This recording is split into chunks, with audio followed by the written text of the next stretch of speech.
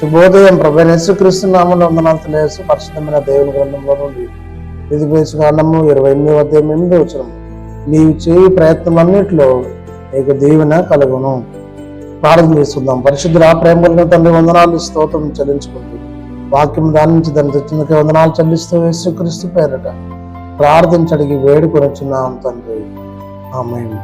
దేవుడైనటువంటి యెహోవా ఆజ్ఞలను నిబంధనలు గైకొన్నప్పుడు ఆయన మానవులు చేసే ప్రతి ప్రయత్నము దీవించే దేవుడై ఉన్నాడు.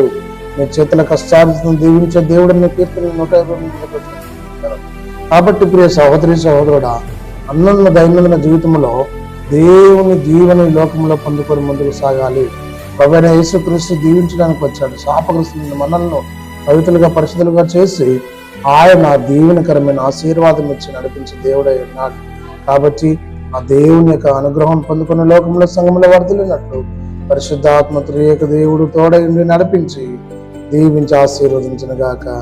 ఆమె మౌనతుల స్తుతి స్తోత్రాలు చెల్లించుకుంటూ వాక్యం దాని నుంచి దంతించిన వందనాలు చెల్లిస్తూ యేసు నామంలో ప్రార్థించడికి వేడుకొంచున్నాం తండ్రి, ఆమేన్. తండ్రి, కుమార పరిశుద్ధాత్మ త్రియేక దేవుడు సదాకాలం తోడైండి దీవించి ఆశీర్వదించిన గాక.